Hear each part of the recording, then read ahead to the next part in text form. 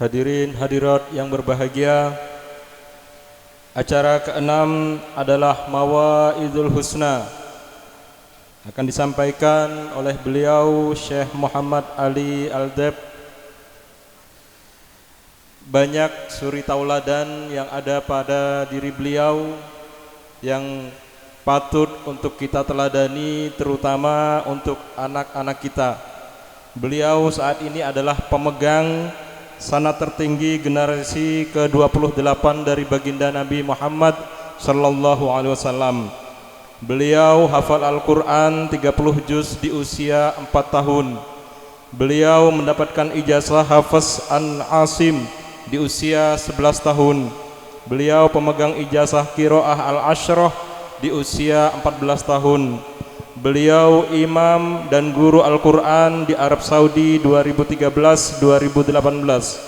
Beliau adalah juara 1 internasional perlombaan Al-Quran di London tahun 2011. Semoga kehadiran beliau dan ceramah beliau memberikan berkah kepada kita semua.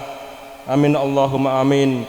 Wa ila fadilati Syekh Muhammad Ali Al-Deb falyatafaddal mashkura. Allahumma salli ala Muhammad. Allahumma salli ala sayyidina Muhammad. Allahumma salli ala sayyidina Muhammad. Min saniyatil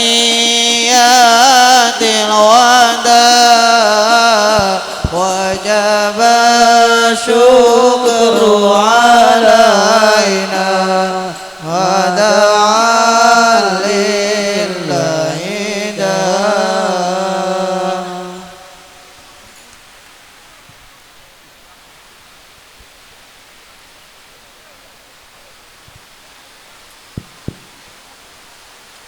Masya Allah. Assalamualaikum warahmatullahi wabarakatuh. Mudah-mudahan ini hujan barakah insyaAllah. Silakan siapapun yang mau doa, silakan berdoa, karena Allah akan kabul doa kita waktu turun hujan. Amin ya rabbal alamin. Sebelum saya mulai, saya minta maaf. Kata Kiai, saya sudah bisa bahasa Indonesia, tapi mungkin kurang detail. Saya masih banyak salah kalau ngomong pakai bahasa Indonesia. Saya dari semalam lagi catat kata-kata yang baru sampai pusing banget saya. Mudah-mudahan saya gak gurugi kalau lagi ceramah insyaAllah. Bismillahirrahmanirrahim. Alhamdulillahi rabbil alamin. Wabihi nasta'in ala umuri dunya wad din. والصلاة والسلام على أشرف الأنبياء والمرسلين سيدنا محمد وعلى آله وصحبه أجمعين.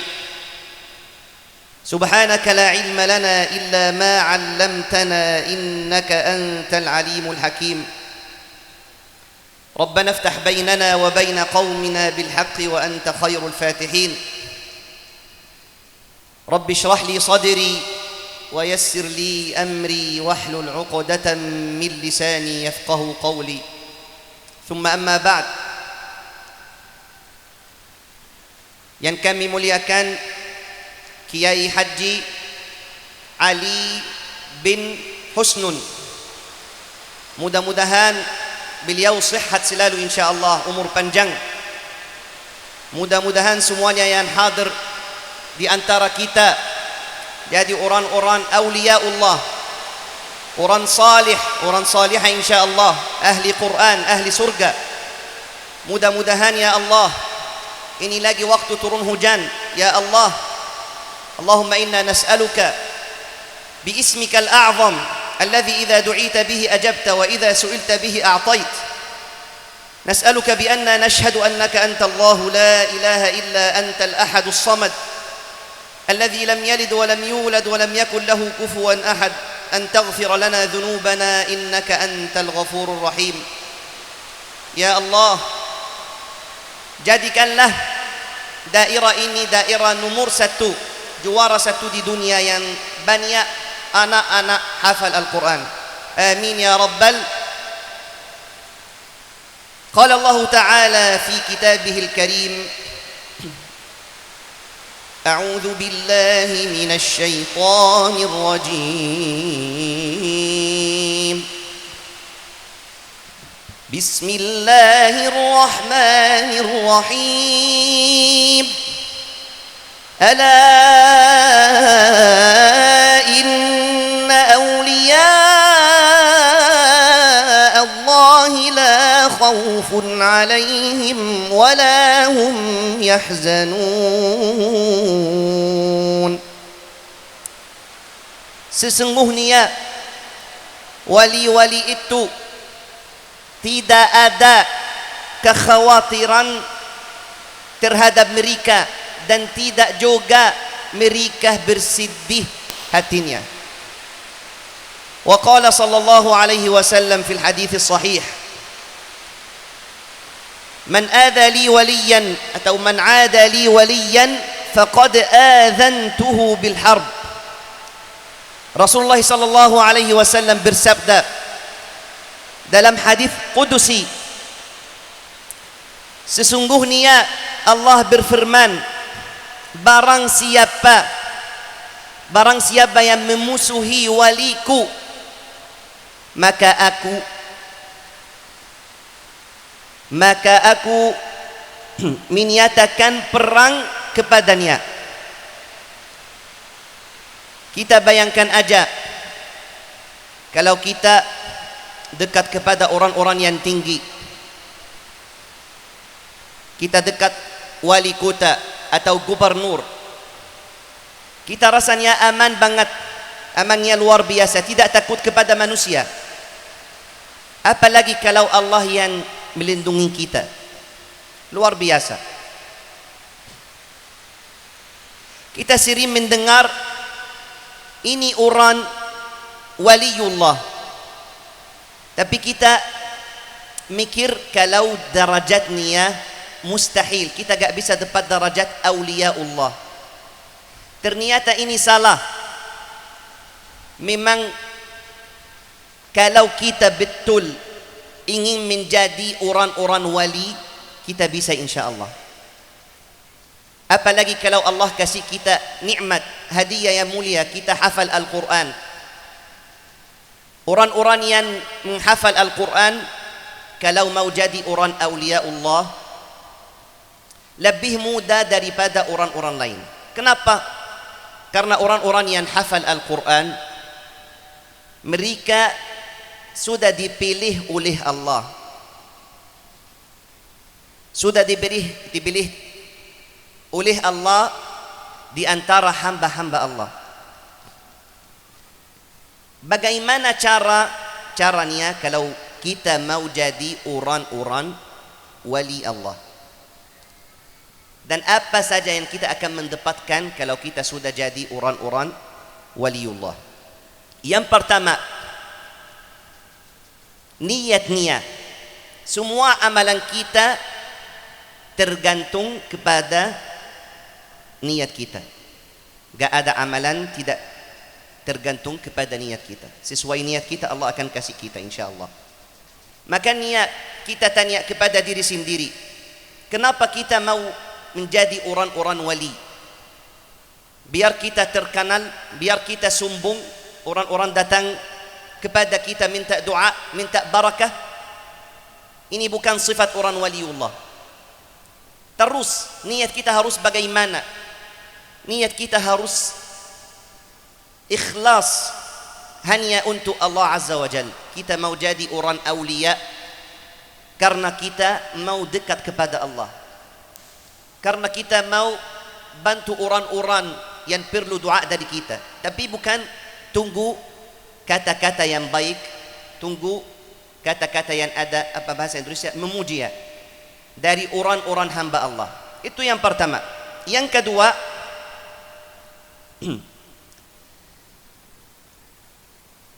hatinya harus selamat. Memang saya yang catat ini semuanya, tapi Waktu sudah mau mulai ceramah semuanya hilang, terbang. Ya. Makanya mohon maaf kalau saya setiap waktu lihat HP, ya. Insyaallah enggak akan beberapa bulan lagi saya insyaallah akan sudah fasih bahasa Indonesia atas izin Allah. Amin ya rabbal alamin. Yang kedua, hatinya harus selamat. Orang-orang waliullah enggak boleh hatinya kotor. Enggak boleh ada sifat-sifat buruk seperti dendam atau benci atau hasad atau bahasa Arab haqid. Kenapa? Karena memang orang-orang waliullah mereka yang pilih oleh Allah, enggak boleh sampai hatinya kotor. Ada cerita hadis sahih dari Rasulullah sallallahu alaihi wasallam. Rasulullah sallallahu alaihi wasallam pernah duduk di majlis ilmu di masjid. Ada sahabat Rasulullah duduk ambil ilmu dari Rasulullah. Masuk seorang laki-laki. Rasulullah berkata, orang itu yang masuk adalah orang ahli surga. Dan itu terjadi 3 hari. Setiap kali beliau masuk, Rasulullah berkata, ini orang ahli surga. Di antara sahabat ada sahabat bernama Abdullah ibnu Amr ibn al-As. Anak sahabat yang terkenal Amr ibn al-As, namanya Abdullah. Beliau ingin tahu kenapa sampai Rasulullah berkata orang itu ahli surga. Karena sahabat Rasulullah SAW ingin jadi ahli surga. Makanya beliau ikut orang tersebut sampai rumahnya. Dan beliau cari alasan biar bisa masuk rumah. Beliau berkata, mohon maaf saya lupa rumah saya di mana, saya salah jalan, boleh saya masuk rumah antum? Terakhir orangnya bilang silakan masuk. Sahabat tersebut Abdullah bin Amr bin al-As tinggal sama beliau 3 hari. Lihat bagaimana ibadahnya, bagaimana amalannya. Apakah beliau punya rahasia? Ternyata 3 hari beliau tidak ada amalan khusus. Ibadahnya sama, zikirnya sama, gak ada yang lebih, gak ada berlebihan. Terakhir beliau bilang, mohon maaf saya jujur, saya masuk rumah antum mau lihat bagaimana ibadat antum, karena Rasulullah sallallahu alaihi wasallam berkata antum ahli surga. Orang tersebut menjawab, saya gak punya amalan khusus, gak punya ibadah khusus, cuma saya salat fardu, salat nafilah, sunnah qabliyah ba'diyah, zikir yang biasa, qiyamul lail yang biasa. Cuma kalau saya mau masuk kasur, mau tidur setiap malam, saya bersihkan hati saya. Gak ada 1% rasa benci sama orang atau dendam sama orang. Itu rahasianya. Yauma la yanfa'u malun wala banun illa man atallaha biqalbin salim. Rasulullah SAW bersabda, hari kiamat ada kaum atau jamaah akan dipanggil oleh Allah dan suruh masuk surga tanpa hisab. Sahabat bertanya kepada Rasulullah, siapa mereka? Wahai Rasulullah, Rasulullah bersabda, mereka yang suka memaafkan orang. Makanya syarat yang kedua, hati kita harus selamat kalau mau menjadi orang-orang aulia. Ya. Berarti yang pertama niat-niat. Yang kedua hatinya harus selamat. Yang ketiga kita harus jaga sunnah-sunnah nafilah. Tidak cukup kita jaga fardu, tidak cukup. Kalau mau jaga fardu memang enggak apa-apa, tidak berdosa. Tapi tidak akan sampai darajat auliaullah. Beda. Tapi ini juga tidak susah, tidak mustahil. Jaga sunnah qabliyah, sunnah ba'diyah. Qiyamul lail, salatul duha, puasa Senin Khamis. Tidak susah insyaallah. Ini syarat yang ketiga. Syarat yang keempat,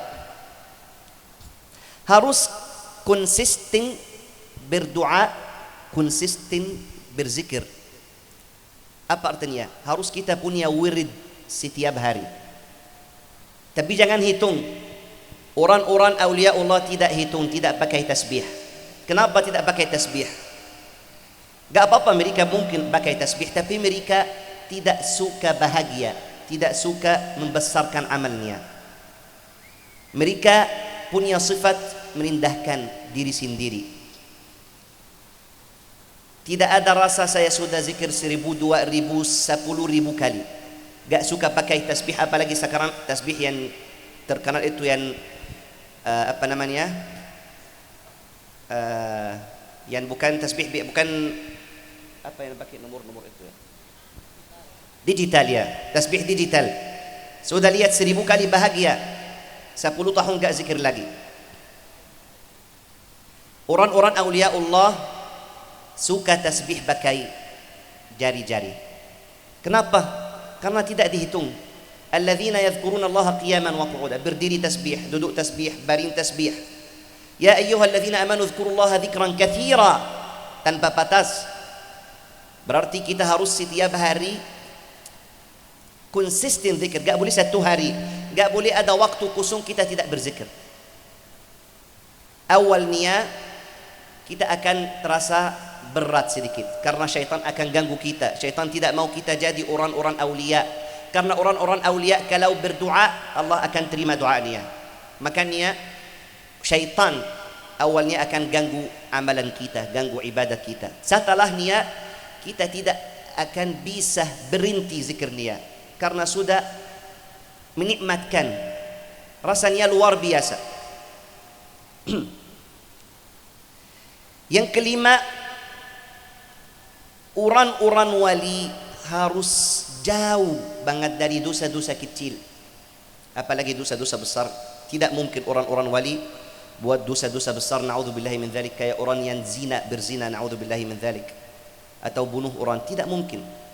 Orang-orang awliya, waliullah harus jauh dari dosa-dosa kecil dan jauh dari yang namanya makruh. Kita tahu kalau makruh itu kita tidak dapat dosa, kita tidak mendapatkan dosa karena itu makruh, bukan haram. Tapi orang-orang awliya Allah, waliullah itu harus jauh dari yang makruh karena memang derajatnya beda, lebih tinggi dari orang-orang biasa. Makanya kalau orang baru mulai ikut program ini, awalnya rasanya berat, gak bisa jaga sunnah, gak bisa zikir setiap hari, gak bisa jauh dari dosa-dosa yang sudah terbiasa, yang suka lihat yang haram, suka nonton yang haram, yang suka lihat perempuan. Mau tahan, mau jaga mata, tapi berat. Tapi setelahnya akan mudah banget, sudah terbiasa. Tapi harus niatnya ikhlas lillahi azza wa jalla. Yang keenam, waliullah harus merendahkan diri sendiri, punya sifat tawadhu', tidak boleh sombong. Kalau terasa walaupun dalam hati diri sendiri tidak nampak terasa, oh masya Allah, orang-orang datang ramai minta doa dari saya, minta barakah dari saya, sudah amalannya tidak diterima oleh Allah. Yang harus sering ingat dosa-dosa. Ya Allah, Engkau kasih saya keramah, kasih saya barakah ya Allah, walaupun saya banyak dosa ya Allah. Ya Allah, saya menghina ya Allah. Ya Allah, Engkau muliakan saya karena saya hafal Al-Quran. Tapi kalau tu'amiluni bifadlika bi'adlika wa laysa bifadlik, saya banyak dosa ya Allah. Itu yang harus kita ingatkan. Gak boleh kita bahagia dengan amalan kita. Ya, sifat awliya Allah harus merendahkan diri sendiri, jauh dari sifat sombong, tidak boleh GR. Yang ketujuh, waliullah harus merasakan nikmatnya dari ibadah, dari zikir, dari doa. Bukan hanya kita duduk, kita tahu setelah salat fardu kita harus zikir la ilaha illallah, atau kita harus baca subhanallah walhamdulillah wa la ilaha illallah 30. Kita cuma kayak kewajiban kita. Itu bukan sifat orang awliya Allah. Kita harus setiap subhanallah, setiap alhamdulillah, setiap Allahu akbar, kita harus merasakan nikmat niat, lezat niat. Kalau kita sudah sampai gitu, insya Allah kita sudah jadi awliyaullah. Ini tujuh sifat atau 7 hal-hal yang kita harus mengikuti. Sistem ini kalau kita sudah ikut, insya Allah atas izin Allah, yakinlah semua orang yang akan ikut sistem ini dengan niyyah yang baik, ikhlas lillahi ta'ala, bisa jadi awliyaullah. Kalau sudah menjadi awliyaullah, apa yang akan kita dapatkan kalau kita ikut program tersebut? Yang pertama, saya sudah kasih tahu, kita akan rasakan nikmatnya dari ibadah, dari zikir. Bukan kita mau cepat selesai salat. Kayak kita lihat tren itu sekarang di Ramadan, bulan puasa, kalau orang lagi salat tarawih, imamnya bukan lagi salat, ini lagi olahraga. Saya kalau makmum, saya sekarang ada di Jawa, Surabaya. Saya masih cari masjid karena saya kalau saya telat gak jadi imam. Saya cari masjid yang imamnya salat yang tenang. Saya belum selesai Al-Fatihah, rakaat yang pertama Allahu Akbar. Kenapa kayak gitu? Tapi kalau duduk ngobrol sama teman sambil kopi, merokok, bisa 2-3 jam tidak terasa. Enak dengan enak hati. Kenapa kalau sudah berdiri di hadapan Allah, rasanya kayak tidak tenang? Itu dari syaitan. Tapi orang kalau sudah ikut sistem tersebut, insya Allah salatnya akan enak banget, ibadahnya akan luar biasa, khusyuknya akan luar biasa, zikirnya akan luar biasa, gak akan mau tinggalkan masjid. Makanya kalau kita mau salat jangan yang cepat. Kita sebentar lagi bulan puasa, datang 1 kali aja 1 tahun. Jangan sampai, tidak harus dari at-takatsur sampai An-Nas setiap hari, tidak harus. Ini bulan Al-Quran.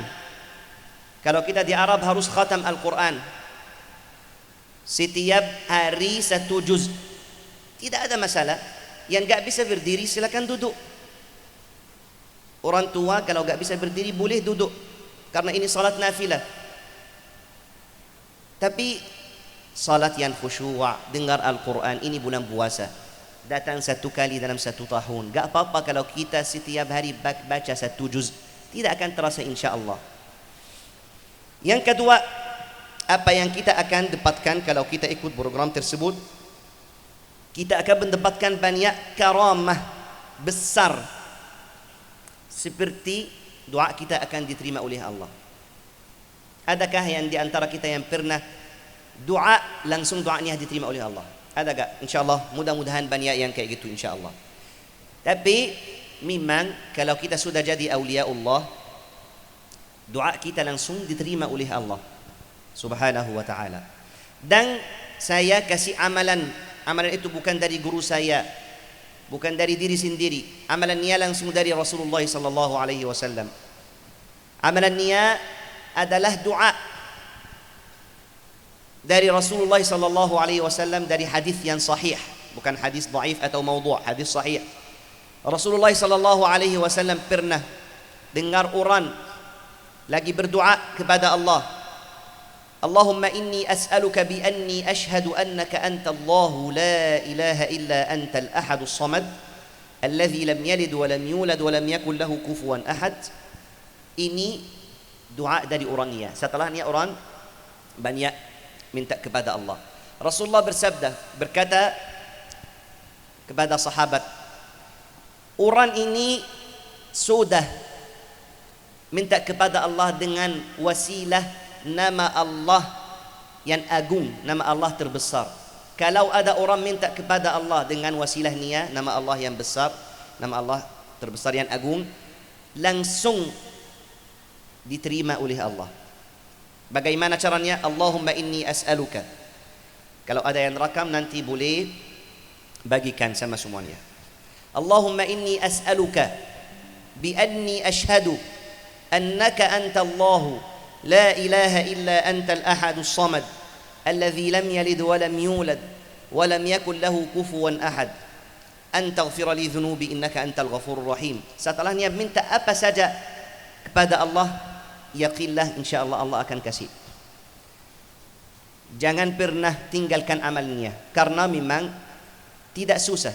Bisa hafal, bisa setiap waktu mau doa, lagi turun hujan, lagi sujud, mau doa kepada Allah, sayang kita gak pakai amalannya, karena memang hasilnya luar biasa. Saya sendiri sudah coba pakai amalannya, dan saya bersaksi di hadapan Allah, saya dapat banyak karamah gak pernah dapat selama hidup saya. Makanya saya sebelum satu bulan saya barusan pakai doa niat. Alhamdulillah hidup saya semuanya sudah berubah. Alhamdulillah. Silakan coba doa pakai cara niat. Rasulullah sudah kasih tahu kita, gak ada orang akan doa pakai cara ini kecuali akan Allah kasih. Yang ketiga, apa saja yang kita akan dapatkan kalau kita ikut program tersebut? Kita akan hidup yang paling enak. Hati kita akan tenang. Enak terus, gak ada yang namanya rasa saya gak enak hati. Pernah gak kita sudah punya banyak uang, sudah sehat, sudah punya rumah besar, punya mobil besar, semua nikmat sudah ada, tapi masih rasanya gak enak hati. Pernah gak? Pernah kan? Berarti masalah enak hati itu tidak ada hubungan dengan nikmat-nikmat yang dari Allah. Kita punya ruh, kita punya perut. Kalau kita mau isi perut, kita isi makanan. Kalau kita mau isi ruh kita, isi dengan zikir dan ibadah dan doa. Saya punya penyakit mah. Setiap kali saya mau puasa, walaupun saya sahur, saya tengah hari sudah sakit banget. Sakit yang gak kuat lagi. Sampai berdarah, pernah berdarah. Mah saya sudah sakit yang paling kuat. Makanya saya sebelum ikut amalannya saya jarang puasa. Dari dokter katanya gak usah puasa kecuali Ramadan. Setelah saya ikut amalannya, saya bersaksi di hadapan Allah, saya alhamdulillah puasa setiap hari, walaupun gak sahur. Dengan zikir, dengan doa, tidak ada rasa lapar, walaupun 1%. Wallahi, tidak ada rasa lapar walaupun 1%. Karena kalau ruh kita sudah puas, sudah kenyang, walaupun perut kita masih kenyang, badan kita akan tetap sehat. Tidak akan ada rasa lapar. Tapi kalau perut kita sudah full, sudah banyak makanan, tapi ruh kita belum puas, tidak ada zikir, tetap ada rasa gak enak, badannya tidak sehat, hatinya gak enak, sakit semuanya. Makanya kalau kita ikut program tersebut, kita akan hidup yang enak, yang luar biasa insya-Allah. Apalagi yang kita akan mendapatkan dengan program tersebut?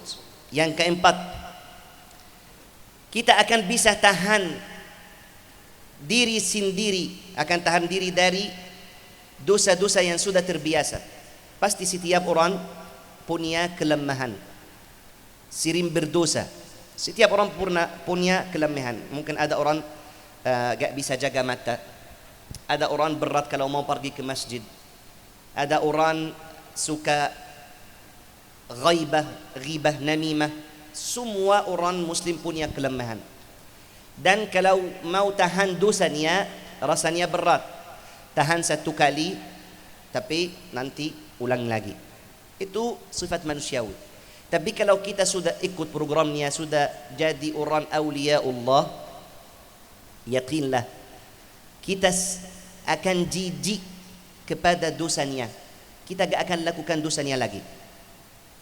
Ini juga saya sudah coba. Banyak orang ikut amalannya, rasanya kalau taat itu enak banget, dan dosa itu gak bisa dekat kepada dosa walaupun dosa kecil.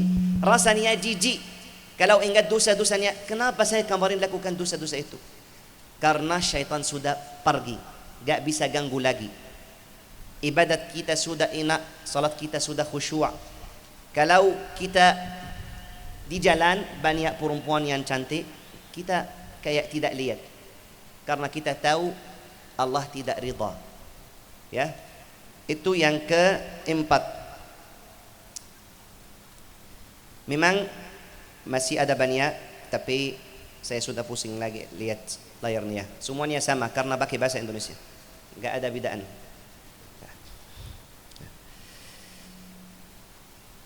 Rasulullah sallallahu alaihi wasallam kasih tahu kita ada cara biar kita jadi orang-orang yang paling mulia, yang paling utama di hadapan Allah. Banyak hadis tapi kita yang malas cari. Banyak hadis sahih.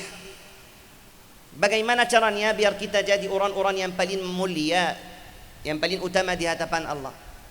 Saya sebutkan hadis. Khairukum man ta'allama al-Qur'ana wa 'allama. Kalau khairukum itu dalam bahasa Arab, artinya dalam bahasa Indonesia yang paling baik atau yang paling utama. Khairukum. Siapa ya Rasulullah? Man ta'allama al-Qur'ana wa 'allama. Yang belajar Al-Quran dan mengajarkan Al-Quran. Tidak susah. Masya Allah di pondok ini, kemarin saya dengar dari Kiai, sudah ada 80 anak-anak yang hafiz dan hafizah Al-Quran. Masya Allah ini luar biasa wallahi. Semuanya di sini lagi tunggu barakah dari Syekh Muhammad yang dari Mesir. Tapi ini salah. Saya wallahi yang mendapatkan barakah dari ma'had ini, dari daerah ini. Banyak anak-anak yang salih-salihat. Jauh banget dari saya. Saya banyak dosa. Makanya kalau sudah hafal Al-Quran, jangan berhenti. Silakan ajarkan Al-Quran. Biar termasuk hadis tersebut. Khairukum man ta'allama Al-Qur'ana wa 'allama. Dan nasihat saya untuk diri sendiri, untuk bapak-bapak, ibu-ibu, minimal belajar surat Al-Fatihah. Latihan surat Al-Fatihah, koreksi surat Al-Fatihah. Kita gak tahu bagaimana musibah yang kita lakukan. Kenapa musibah Syekh? Kenapa besarkan masalah? Al-Fatihah adalah rukun dalam as-salah. Kata ulama, hadis Rasulullah, la salata liman lam yaqra bi Fatihatil Kitab. Salat kita tidak sah, tidak diterima oleh Allah kalau kita tidak baca Al-Fatihah yang betul, yang benar. Kita sudah tahu. Tapi kita gak berusaha, walaupun sedikit setiap hari, benarkan bacaan kita surat Al-Fatihah. Sayang banget, kita sudah hidup 40, 50, 60 tahun. Selama hidup kita semua ibadat kita, salat kita tidak diterima oleh Allah. Na'udzubillahi min dzalik. Kenapa? Karena kita tidak berusaha. Minimal berusaha. Saya tidak bilang harus baca Al-Fatihah yang fasih, yang betul, yang mahir. Tapi berusaha karena Allah akan lihat usaha kita. Allah akan lihat usaha kita. Setiap hari, apakah kita gak punya waktu untuk belajar surat Al-Fatihah? Gak punya, walaupun setiap hari 10 menit. Koreksi satu ayat, satu huruf. Banyak yang baca amta. Apakah kita pernah cari di YouTube? Kita setiap waktu main HP, nonton YouTube, TikTok, Instagram. Tapi gak pernah cari makhraj huruf hamzah yang benar mana. Bagaimana cara kita benarkan makharijul huruf? Enggak pernah. Karena waktu kita bukan untuk Allah, untuk syaitan. Na'udzubillahi min dzalik. Makanya kita mulai janji di hadapan Allah hari ini kita akan rajin belajar Al-Quran, minimal surat Al-Fatihah, biar salat kita sah, diterima oleh Allah. InsyaAllah saya akan jelaskan sedikit tentang bacaan surat Al-Fatihah. Ya, mudah-mudahan semuanya yang hadir di sini bisa fokus bagaimana makharijul huruf, bagaimana hukum-hukum tajwid, sifatul huruf. Saya akan jelaskan sedikit tentang salah-salah yang ada dalam surat Al-Fatihah. InsyaAllah yang pertama saya akan baca surat Al-Fatihah satu kali sendiri. Setelahnya saya akan baca Al-Fatihah semuanya yang ada di sini. Silakan ikut saya setiap ayat. Setelahnya saya akan jelaskan sedikit tentang salah-salah yang ada dalam surat Al-Fatihah. Ayo kita insyaAllah dengar, fokus. Saya baca Al-Fatihah sendiri dulu. A'udzu billahi minasy syaithanir rajim. Bismillahirrahmanirrahim. Alhamdulillahi rabbil alamin. الرحمن الرحيم مالك يوم الدين إياك نعبد وإياك نستعين اهدنا الصراط المستقيم صراط الذين أنعمت عليهم غير المغضوب عليهم ولا الضالين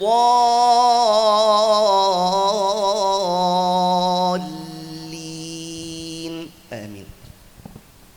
Sebelum saya ulang lagi dan semuanya ikut, saya mau jelaskan sesuatu, yaitu apakah kita boleh siratal ladzina an'amta alaihim berhenti? Karena banyak yang tanya saya, boleh gak Syekh? Karena banyak yang bilang harus kita lanjut siratal ladzina an'amta alaihim ghairil maghdubi alaihim waladdallin. Boleh insyaallah, tidak ada masalah. Tapi alaihim yang pertama, bukan alaihim yang kedua. Gak boleh kita baca ghairil maghdubi alaihim berhenti waladdallin, itu yang salah. Kenapa? Karena memang Al-Fatihah kita sudah tahu 7 ayat. Ulama yang bilang bismillah ayat yang pertama, bilang siratal ladzina an'amta alaihim sampai waladdallin, itu ayat yang ke-7. Ulama yang bilang alhamdulillahi rabbil alamin ayat yang pertama, bilang siratal ladzina an'amta alaihim ayat ke-6. Ghairil maghdubi alaihim waladdallin ayat ke-7. Ya. Sekarang saya insyaallah mau baca Al-Fatihah, semuanya ikut. أعوذ بالله من الشيطان الرجيم. Mana suaranya? Tunggu. Banyak yang tidur. Saya mau suaranya lebih kuat dari suara hujan yang tadi. أعوذ بالله من الشيطان الرجيم.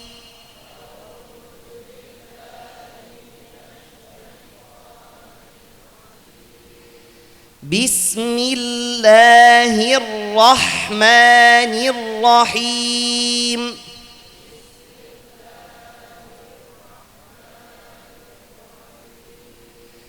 الحمد لله رب العالمين.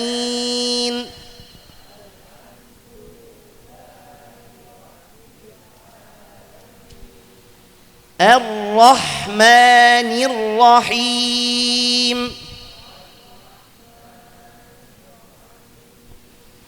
مالك يوم الدين إياك نعبد وإياك نستعين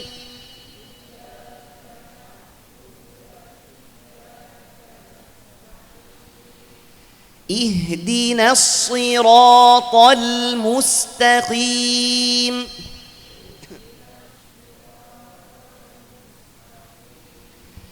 صراط الذين أنعمت عليهم